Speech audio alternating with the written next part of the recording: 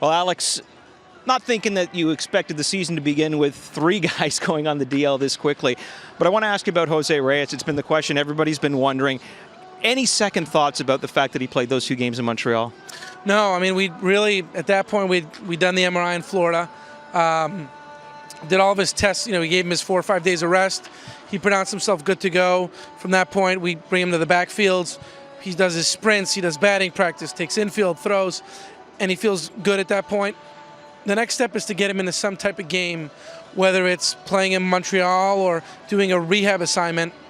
It's doing that. And even we offered to him to DH if he wanted to, and he was adamant that he felt good to go. And even after the first game, if there had been anything, he knows enough to pull himself. And we had the off day on Sunday as well. So, and the ironic part about Monday is he didn't even get out to the field to even play on the turf. So it's when he tried to accelerate right out of the box and he felt something. And we all see guys warm up before the games. They're doing sprints up and down. Oh, he didn't feel anything then. It's just one of those freak things. Couldn't have done anything about it. At some point, he was going to have to play in games. You look at the offseason, do you look back and say it was a disappointment for you because, there were a few things that you had a chance to get and they didn't fall through, and it's not from a lack of effort, it just didn't work out that way? Did you go into the regular season saying, well, things could have gone better, but I still like what I have?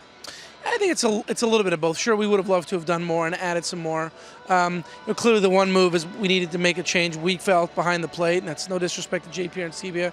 Just for us, we felt we needed to make a change, and that's something we needed to do. We wanted to add it to the rotation, but not at any cost. And there were certain things along the way that altered the game plan. Once the offseason was over, we didn't know the status of Brandon Morrow. Once the beginning of November came and he went through his tests and was up and down and felt good, that was a starter we added that we weren't sure we were going to have. A guy like Drew pitched in the fall league in November. He looked great. That was a starter we weren't sure we were going to have. But even then, we still wanted to have depth. But we do like what we have. You always want to have more. But we weren't going to make a move for the sake of making a move or make a bad transaction just to appease something short-term.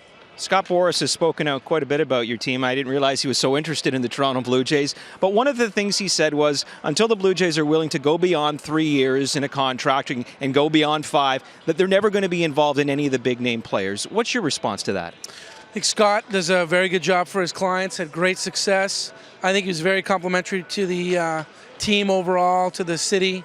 That being said, he also has 2 players right now that are free agents that are unsigned. So that probably speaks for itself as well. But I have a good relationship with Scott, and obviously, I don't know that the comments would have been made if 2 players weren't still out there in terms of free agency. But if you had the right guy and it was the guy that you definitely wanted, is there wiggle room? Is there a way you could go up to the higher-ups and say, we really could use this guy?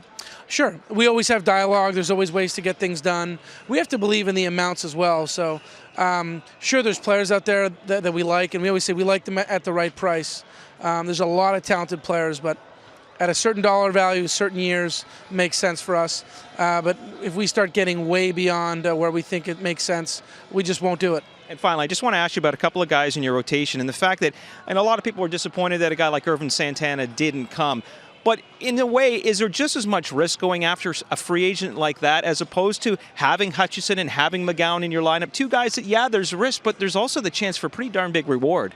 Sure. I mean, the appeal with Irvin was that it's a 1-year deal. It's hard to really have a bad 1-year deal. Sure, it might not work out, but you're not paying the price 2 or 3 years down the road if something does go wrong. And it allows you to stash those guys in the minors. A guy like Drew perhaps is in the minors. He has options remaining, but again, all that said, you're going to need more than 5 starters over the course of the year. And look, with respect to Irvin, he approached us. He wanted to be here. He wanted to be here on a 1-year deal. That was our appetite. Atlanta came in with an injury after the fact, and we couldn't do anything about it. Alex, thanks so much for your time. Appreciate it. All right, Barry, appreciate it. All right, there is Blue Jays GM Alex Anthopoulos.